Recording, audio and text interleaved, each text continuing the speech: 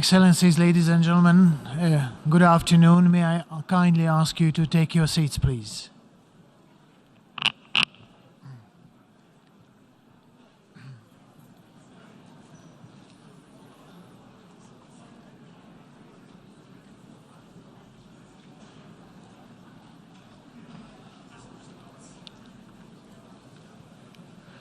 Thank you. I declare the 11th Emergency Special Session of the General Assembly resumed.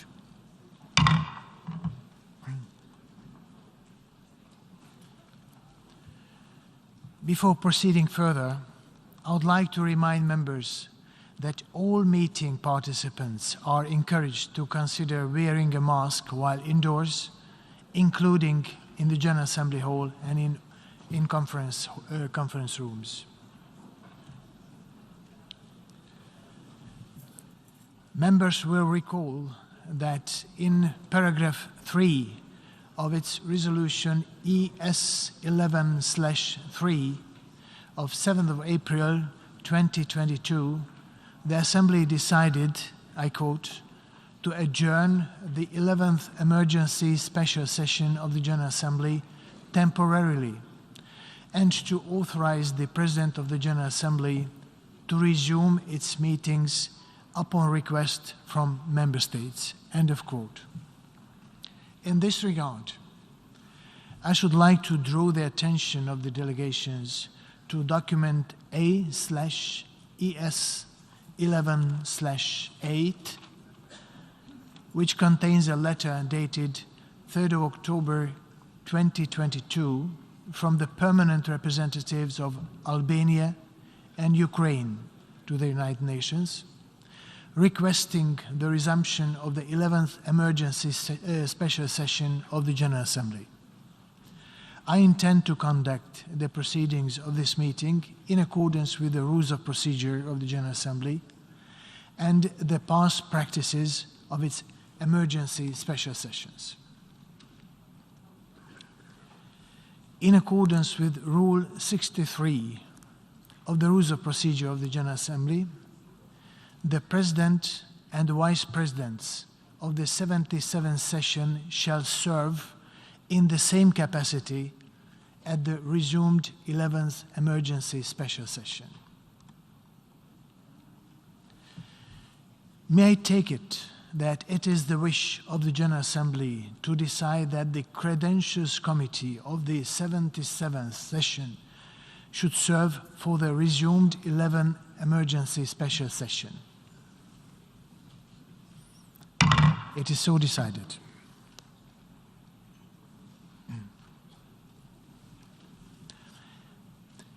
In keeping with established practice, I should now like to invite the attention of the General Assembly to document A/ES 11/9 concerning Member States that are in arrears in the payment of their financial contributions to the United Nations within the terms of Article 19 of the Charter. May I take it that the Assembly duly takes note of the information contained in this document? It is so decided. In this connection, may I further take it that it is the wish of the General Assembly to follow the provisions of the Resolution 77/2 of 7th of October 2022, by which the Comoros, Sao Tome and Principe, and Somalia are permitted to vote in the General Assembly until the end of its 77th session, and to also allow these Member States to vote at the 11th Emergency Special Session. It is so decided. The General Assembly will now resume its consideration of Agenda Item 5, entitled Letter, quote, Letter dated 28th of February 2014 from the Permanent Representative of Ukraine to the United Nations, addressed to the President of the Security Council, S/2014/136, end of quote. In this connection, the Assembly has before it a draft resolution contained in document A/ES11/L5.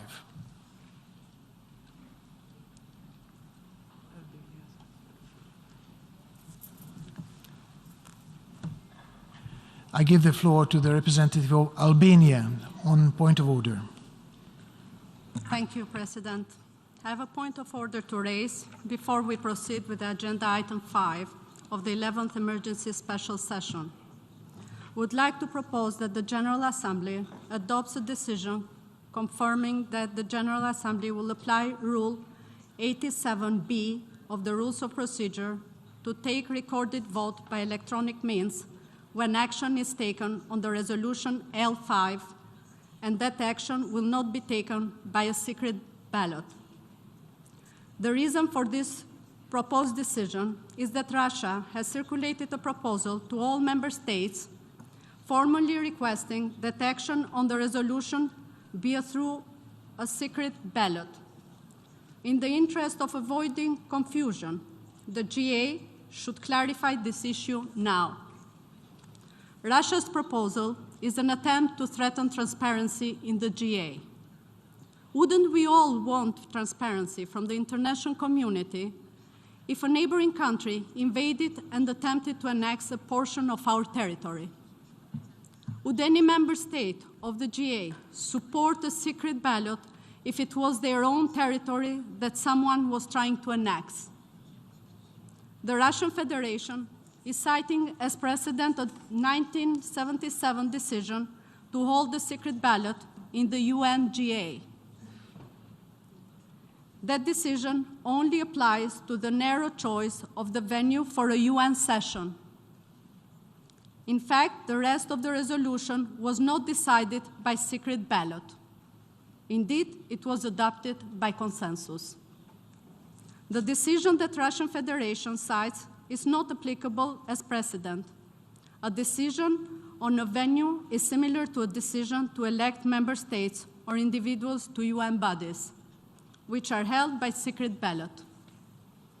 There is no precedent for the GA to hold a secret ballot on a non-venue issue, let alone on an important question of international peace and security. For the entire history of the UN, substantive resolutions, such as the one we have before us today, have been held by a recorded vote, as provided in the Rules of Procedure. Therefore, there is no basis for suspending the Rules of Procedure on voting. We should not play with words, and we should not establish dangerous precedents. Even if it is legally possible to suspend the Rules of Procedure, it is entirely unjustified for this resolution. To conduct a secret ballot on a GA decision would go against decades of precedent and undermine the practices of the world's most representative deliberative body. In this case, we request all member states to vote in favor of our proposed decision to confirm that Rule 87B will apply when action is taken on the draft resolution L5, and that action will not be taken by secret ballot. I thank you. I thank the representative of Albania. The representative of Albania has moved that decision on draft resolution A/ES11/L5 be made by a recorded vote pursuant to Rule 87 of the Rules of Procedure, which provides that, I quote, any representative may request a recorded vote, end of quote, and not by secret ballot. Now I give the floor to the representative of the Russian Federation. Благодарю вас, господин председатель. Господин председатель, мы не очень понимаем, на что ссылается представитель Албании, не говоря уже о том, чем не нравится представителю Албании тайное голосование и как это противоречит демократическим принципам, проповедуемым. Хочу обратить внимание, что Российская Федерация не ставила вопрос, пока не ставила вопрос о проведении голосования по резолюции тайным голосованием. Мы планировали это сделать непосредственно перед принятием резолюции, но поставленный делегацией Албании вопрос относится к реализации отдельной процедурной возможности, предусмотренной правилом 87б, а именно потребовать голосования с внесением результатов в отчет заседания. Наша делегация планировала и планирует поставить вопрос о принятии решения тайным голосованием посредством приостановки действия правила 87 в целом. Для того, чтобы понять, может ли быть реализована процедурная возможность в рамках пункта Б правила 87, сначала надо разобраться с тем, действует это правило или приостанавливается. Поэтому первым, разумеется, должно быть рассмотрено российское предложение. Иной порядок просто не имел бы смысла. Но даже если против всяческой логики будет принято решение сначала провести по отдельному голосование по отдельному вопросу в рамках пункта Б правила 87, мы хотели бы сразу же подчеркнуть следующее.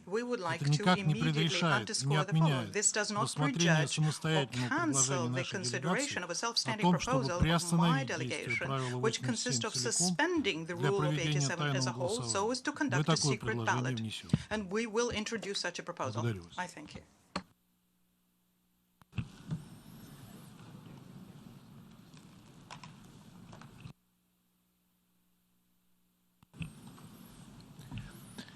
The representative of the Russian Federation has made an objection to the motion.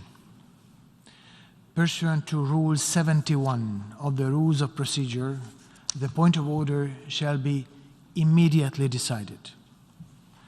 I shall now put to the recorded vote the motion by the representative of Albania that decision on draft resolution A/ES11/L5 be made by a recorded vote and not by secret ballot. The recorded vote on this motion will be decided by a simple majority of members present and voting. We shall now begin the voting process. Those in favor of the motion by the representative of Albania that decision on draft resolution A/ES11/L5 be taken by a recorded vote and not by secret ballot.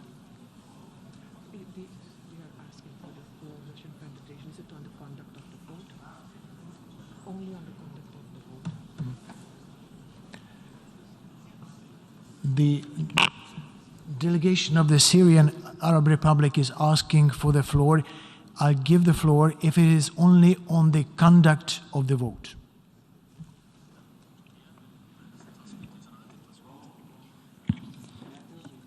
شكرا سيد الرئيس. Thank you, Mr. President. الحقيقة ما فهمته من طلب وفد الاتحاد الروسي أنه ينوي أو يطرح التصويت على تعليق مادي وليس على الاقتراع السري. The suspension of an article and not لكن قراركم أن تذهبوا باتجاه الاقتراع التصويت على مقترح الاقتراع السري الذي اعترضت عليه to continue and proceed with Albania's إذا كان فهمي صحيح proposal was the reaction. If my understanding was correct, the Russian Federation requested something different and did not propose the issue of a secret ballot. I hope to clarify this situation.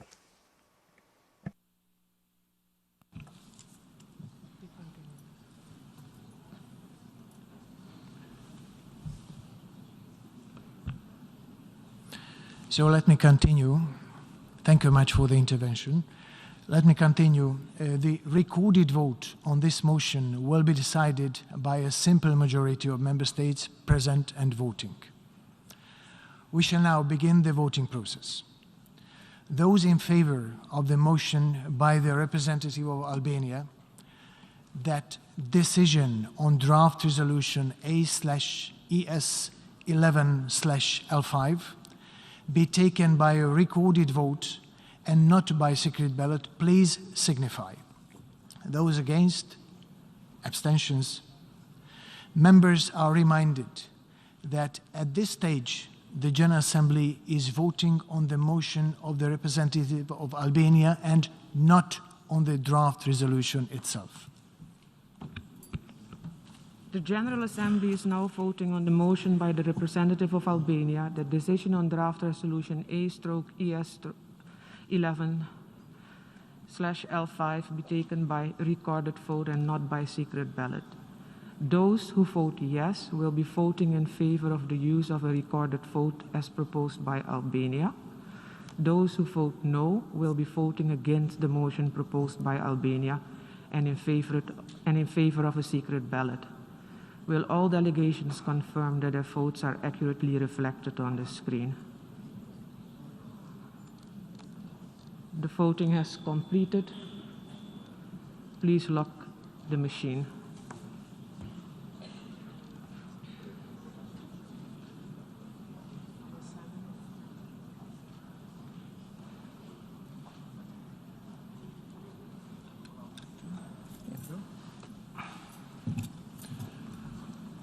The result of the vote is as follows. In favor, 107, against 13, abstention 39. The motion by the representative of Albania is adopted. The General Assembly therefore will take decision on draft resolution A/ES11/L5 by a recorded vote after the debate on the item.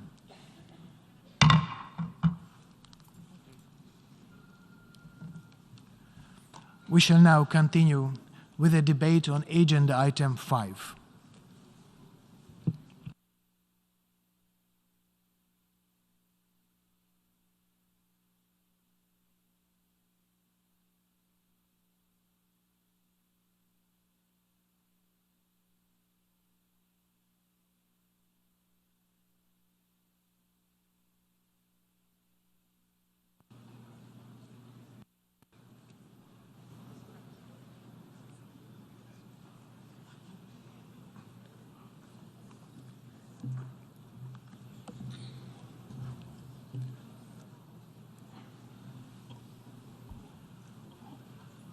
Excellencies,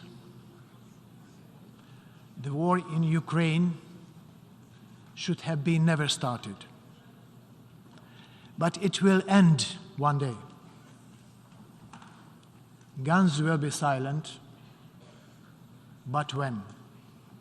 At what cost? How many people will have died? How many families separated? How much more suffering endured? What will Ukraine look like when peace returns? And what will the world look like? Столько жизней потеряно. So many lives have been lost. Столько всего разрушено. So much has been destroyed.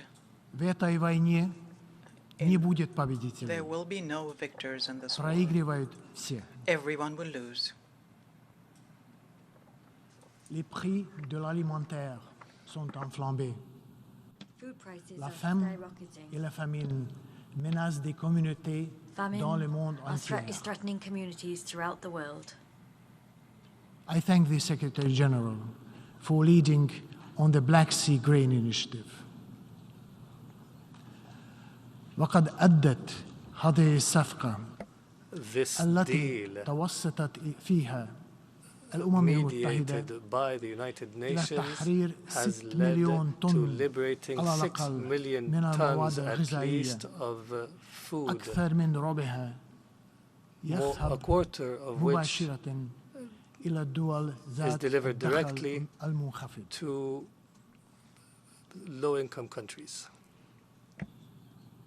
we shall act together to achieve the full implementation of this initiative. And it is imperative that we secure its renewal beyond mid-November. Excellencies, as the horrors in Ukraine were not enough, we are forced to live with the constant fear of nuclear disaster. I commend the work of the IAEA to ensure the safety of nuclear plants in the war zone. The IAEA has warned there is, I quote, playing with fire, end of quote. When it comes to nuclear issues, any irresponsible action or statement is unacceptable. And any threat of using nuclear weapons should be universally condemned. The UN Charter is clear.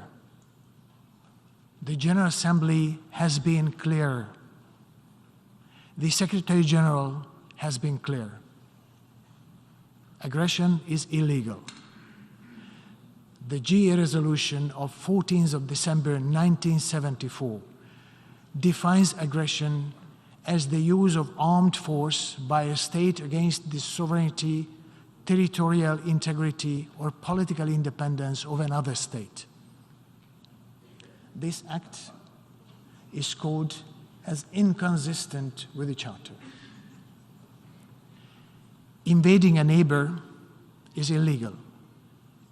Article 4 of the UN Charter states that, I quote, all members shall refrain in their international relations from the threat or use of force against the territorial integrity or political independence of any state, end of quote.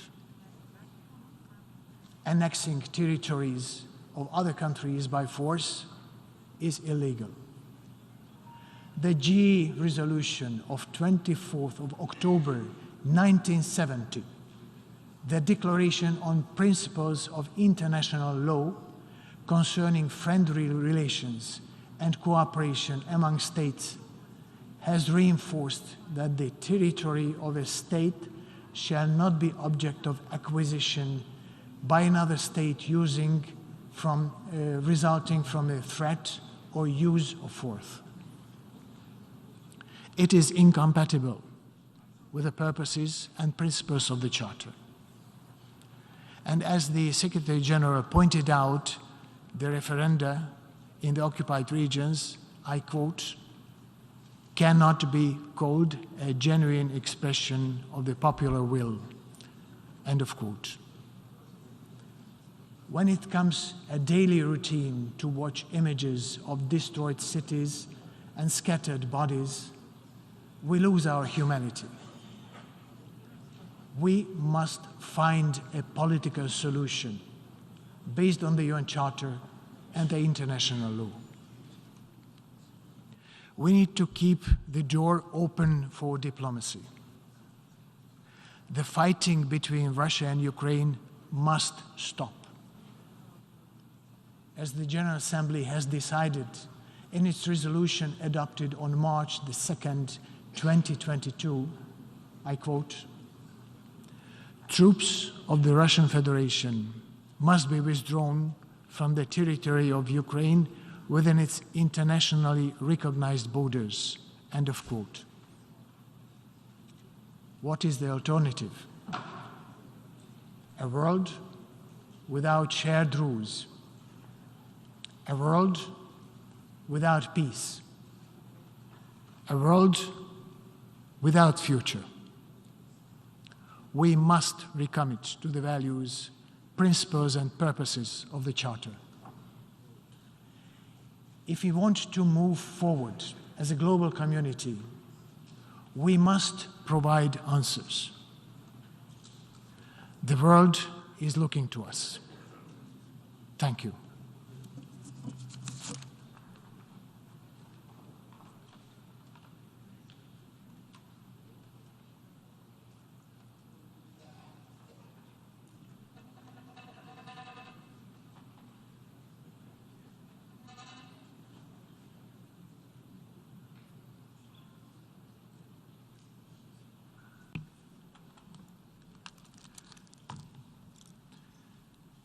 Now I give the floor to the distinguished representative of Ukraine to introduce draft resolution A/ES11/L5.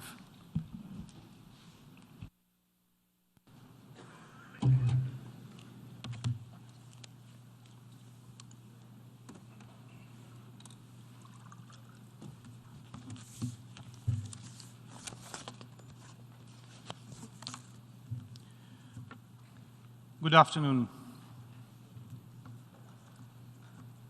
It's going to be a very difficult task for me today, for many reasons. It's barely 4 p.m. in New York, but my day has started almost 14 hours ago. It started 14 hours ago because my country was under attack. My immediate family was in a residential building under attack, unable to go to a bomb shelter because there was no electricity. Because Russia has already killed some of my family members, and we see no end to that cruelty. But let me start with a quote from a very respected gentleman in his country, from the president who was the first president ever directly elected in his country in a democratic way. And that is José Cerrato, Minister of Foreign Affairs of Uruguay, at the 6th plenary meeting of the UN Conference on International Organization in San Francisco on May the 1st, 1945, and I quote, "A stable and sane peace cannot be attained if nothing is done for the democratization of the world and the rule of freedom." Peace and democracy constitute complementary objectives, each of which is a guarantee and a motive for the either. In this regard, in the proposed international organization, there should not be admitted nations professing doctrines of aggression and war, which are inclined to undermine or destroy the order of juridical peace in the world. However, in order to be a member of international society, it is not enough to present the titles of peace-loving nations, but it is also necessary to be a freedom-loving nation. End of quote. José Cerrato of Uruguay. This is how our predecessors saw the way to save succeeding generations from the scourge of war at the dawn of our organization 77 years ago. Unfortunately, you can hardly hope for a stable and sane peace as long as an unstable and insane dictatorship exists in your vicinity. A dictatorship that actively uses missile terror against the civilian population and infrastructure of another state. Today, terrorist Russia shelled the capital city of Kiev and many other Ukrainian cities throughout the country with at least 84 missiles and 24 UAVs. Energy facilities, residential buildings, schools and universities, museums, and crossroads in the city centers were among the targets that the Russian Defense Ministry later declared legitimate. The entire world has once again seen the true face of the terrorist state that kills our people. Suffering defeats on the battlefield, Russia takes it out on the peaceful residents of Ukrainian cities. Today's strike killed at least 14 civilians and 97 were wounded. Deliberate targeting of civilians is a war crime. By launching missile attacks on civilians, sleeping in their homes, or rushing to work, children going to schools, Russia has proven once again that it is a terrorist state that must be deterred in the strongest possible ways. We need this to prevent further heinous atrocities and to secure our achievements within this organization. The UN has survived many challenges, including bloc confrontation and Soviet threats. In this very hall, addressed to the world, threats addressed to the UN and its Secretary General. As King Hussein of Jordan said in 1960, standing exactly where I am right now, and I quote,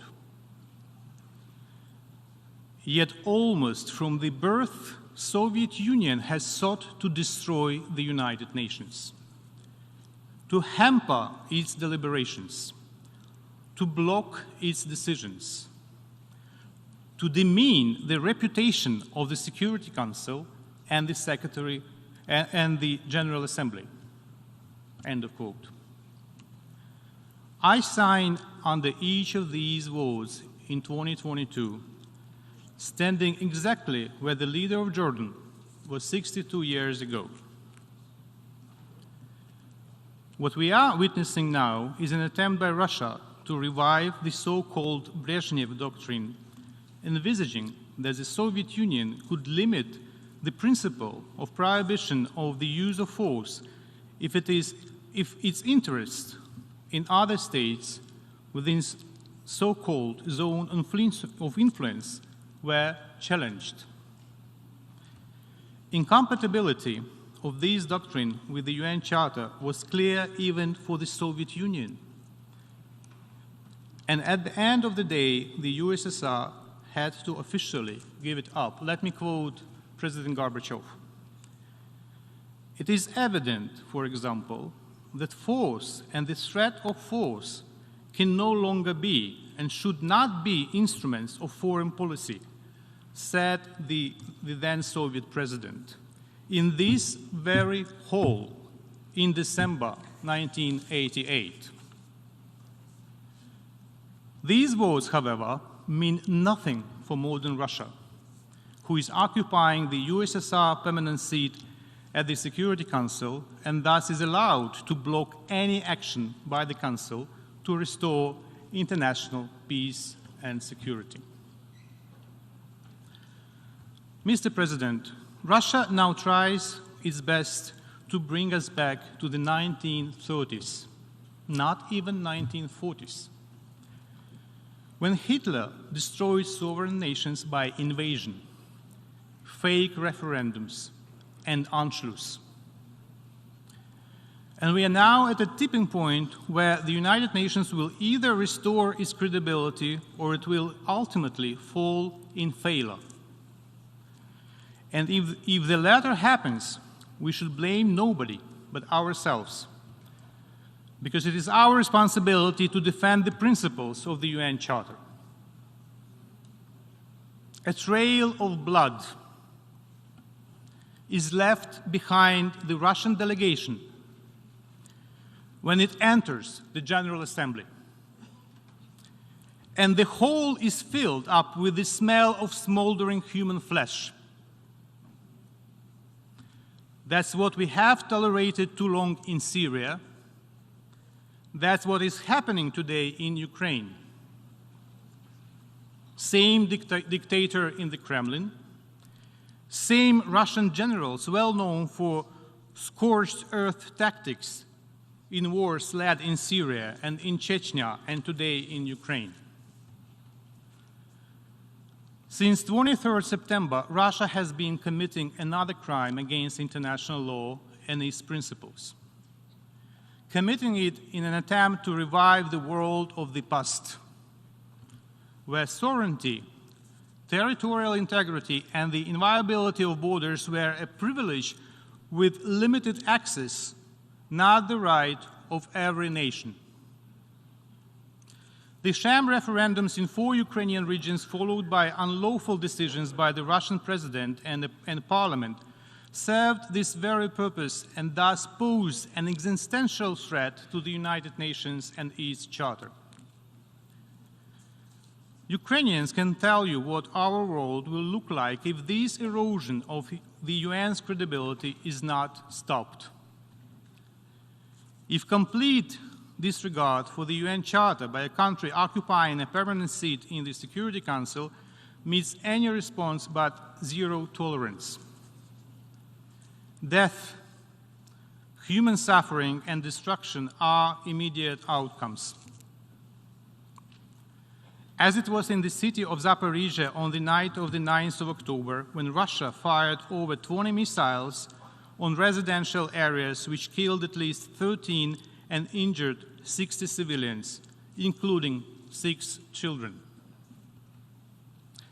And let me remind you that Zaporizhia is the main city of one of the 4 regions that Russia has claimed following the sham referendums.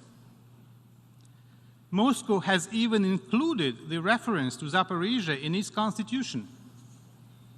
Please forgive me use of the term constitution in relation to that worthless piece of paper. It is indeed hard, if not impossible, for a normal human being to comprehend the logic of Putin and his cronies. First, you claim the seizure of an area of a neighboring sovereign state under the pretext of protection of local population. And then you kill this population with dozens of missiles. It is clear, however, that the so-called sham referendum served as an element of the Russian aggression against Ukraine, an element that was hastily prepared and implemented in response to the successful process of liberation of the occupied territories by the army of Ukraine. The so-called referendums bore no relation at all with what we are used to calling expression of the popular will, neither from the legal perspective nor from the technical modalities. We are grateful to the Secretary General, Antonio Guterres, who was very clear and explicit in his condemnation of the Russian actions. And as he said, I quote, "Any decision to proceed with the annexation would have no legal value and deserves to be condemned. It cannot be reconciled with the international legal framework. It stands against everything the international community is meant to stand for. It flouts the purposes and principles of the United Nations. It must not be accepted," end of quote, said the Secretary General. Distinguished colleagues, Ukraine is indeed the immediate target of the Russian attacks on the ground, but it is not Ukraine that Russia ultimately aims at. Let me reiterate it again. It is our future that is now at stake. The future that cannot be secured by separate countries or regional arrangements if the United Nations is relegated to the backstage of global processes. Let me recall that the very first purpose of this organization, which is enshrined in Article 1 of its charter, is to maintain international peace and security, and to that end, to take effective collective measures for the prevention and removal of threats to the peace and for the suppression of acts of aggression. Paragraph 4 of Article 2 of the Charter constitutes the most important principle with regards to the above-mentioned purpose. In particular, we are speaking about the threat and use of force against the territorial integrity and political independence of Ukraine. Violation of paragraph 4 of Article 2 of the Charter is a violation of the cornerstone of the peace in the Charter, the heart of the Charter, and even basic rule of contemporary international law, as it has been labeled in legal writings. Dear colleagues, the only thing that Russia is afraid of is our strong unity of purpose in defense of the UN Charter, in defense of the right of every country to benefit from respect for its sovereignty and territorial integrity. We have to save the United Nations, not for the sake of these whole, high-level weeks or other procedural and protocol issues that have been our routine since 1945. We need to do it for the sake of ourselves, as most of us will find ourselves extremely vulnerable and unprotected if the Russian vision of the future prevails. A future where only nuclear power, size of the armed forces, and number of warships and aircraft matter. How many of you would feel safe and secure in such a world? How many of you would deprive your children of the right to freely decide their own future? The answer seems obvious, and we have to rally around the UN Charter and to reconfirm that its principles remain a strong shield to protect all nations, large or small, members of alliances or neutral ones, on all continents. That was the spirit of our common commitment to save succeeding generations from the scourge of war. The spirit that guided our predecessors in San Francisco 77 years ago. The same spirit should guide us now, in particular during the vote on the draft resolution, Territorial Integrity of Ukraine, defending the principles of the UN Charter. As I started my intervention with a quote from Uruguay, and to illustrate what unites us all, even if countries are 10,000 kilometers apart. Let me finish with a quote from the French Foreign Minister, Georges Bidault, at the conference in San Francisco in 1945, and I quote, "Justice is another word we must reinstate in all its loftiness. Justice in keeping with international democracy. Justice which gives full recognition to the rights of all countries, including those which do not come under the generally recognized term of great powers. A point I would particularly stress," said the French Foreign Minister in San Francisco. It will be a vote for the UN Charter, for each country, for each of our citizens, for your families, for your children. A vote for justice, and I urge you to support the draft. I thank you very much.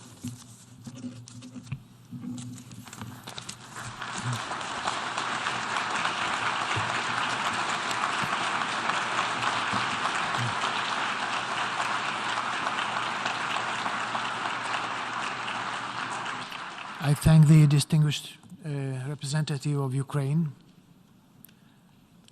And now I give the floor to the distinguished representative of the Russian Federation.